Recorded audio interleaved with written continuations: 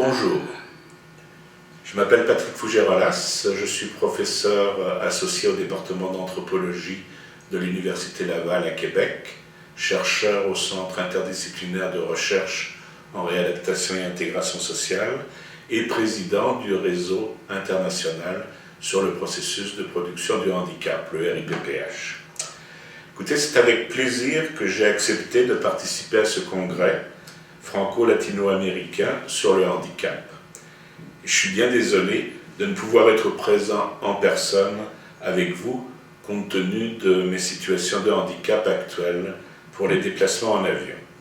Je ne dispose que de quelques minutes pour vous présenter ce que je considère être les caractéristiques attendues d'un modèle conceptuel explicatif du phénomène du handicap. Un modèle opératoire apte à encadrer, entre autres, une méthodologie de planification et de suivi de la mise en œuvre de la Convention relative aux droits des personnes handicapées, et pour ce faire, des politiques et programmes nationaux visant l'exercice effectif du droit à l'égalité pour les personnes ayant des différences corporelles ou fonctionnelles. Tout d'abord, ce modèle doit s'inscrire dans une perspective anthropologique universelle de développement humain, applicable pour tout être humain de la naissance à la mort. Pour cela, il doit déconstruire la réalité en trois domaines conceptuels systémiques: ce que les personnes sont, leur contexte de vie spécifique et ce que les personnes font ou ont la possibilité de faire.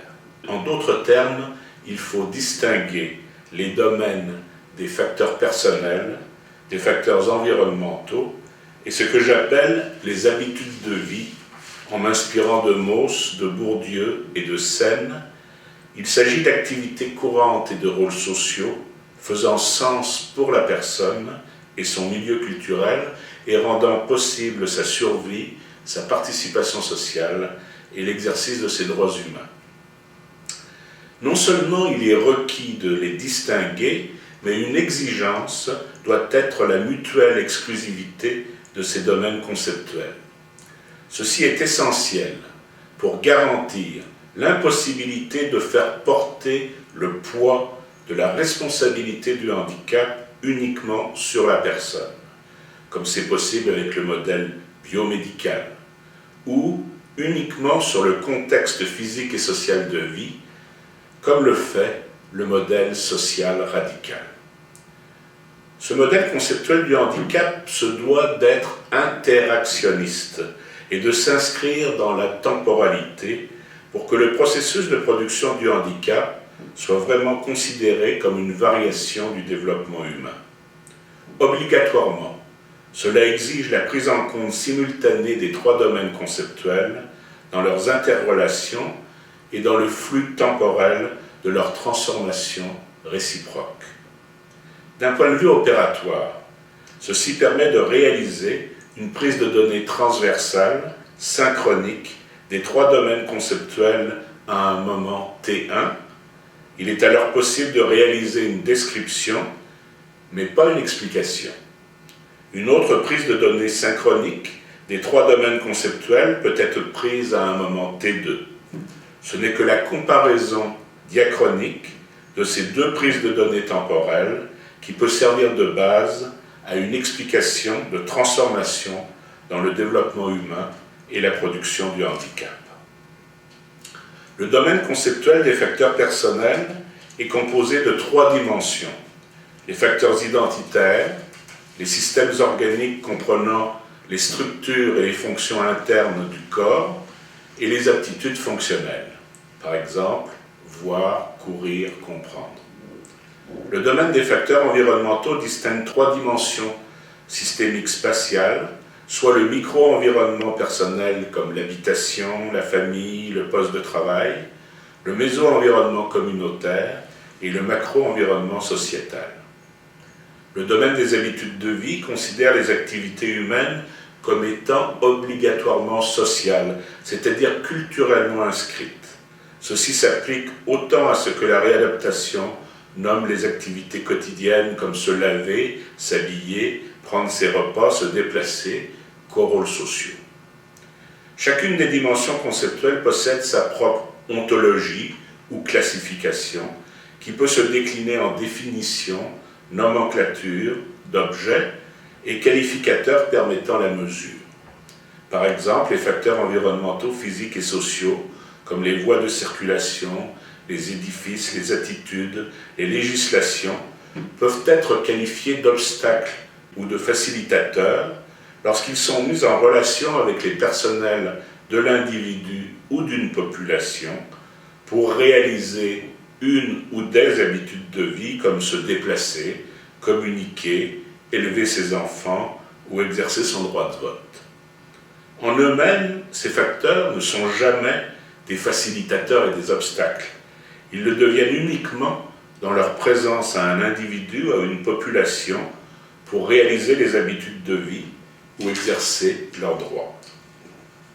Je pense qu'il faut aller plus loin que les obstacles et facilitateurs comme qualificateurs de l'environnement physique et social pour développer une méthodologie d'évaluation de la mise en œuvre de la Convention ou des politiques à visée inclusive.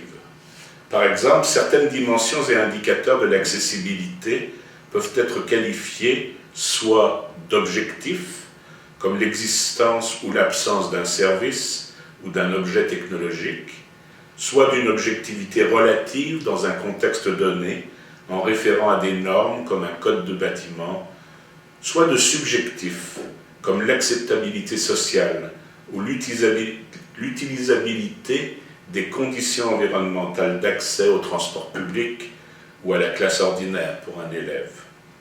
Cette question de la prise en compte des points de vue subjectifs des acteurs dans l'interprétation des facteurs déterminants des situations de handicap, des situations de participation sociale ou d'exercice des droits est un aspect crucial à considérer dans un modèle conceptuel opératoire du handicap. En conclusion, vous aurez compris que 30 ans de travaux internationaux ayant abouti en ce qui concerne notre réseau au modèle actuel du MDH-PPH2, le modèle de développement humain et processus de production du handicap, ont permis de mieux préciser ces caractéristiques attendues. Certaines d'entre elles, comme la reconnaissance des facteurs environnementaux comme composantes intégrantes du handicap, apparaissent à la plupart d'entre nous comme évidentes aujourd'hui. Pourtant, plusieurs autres exigences d'un tel modèle conceptuel font toujours débat à l'international, comme la mutuelle exclusivité des concepts et de leur taxonomie, ou la prise en compte opérationnelle des points de vue subjectifs dans la définition de l'accès ou de l'exercice effectif du droit à l'égalité. Le changement de paradigme adopté par la Convention, avec sa définition interactionniste du handicap, est entièrement conforme aux exigences énoncées plus haut.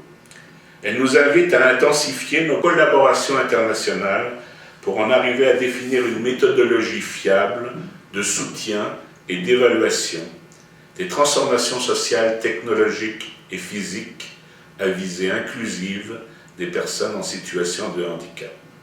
C'est résolument à ce travail de bonification et de validation du caractère opératoire d'un modèle conceptuel ancré dans les droits humains que travaille le RIPPH. Merci de votre attention.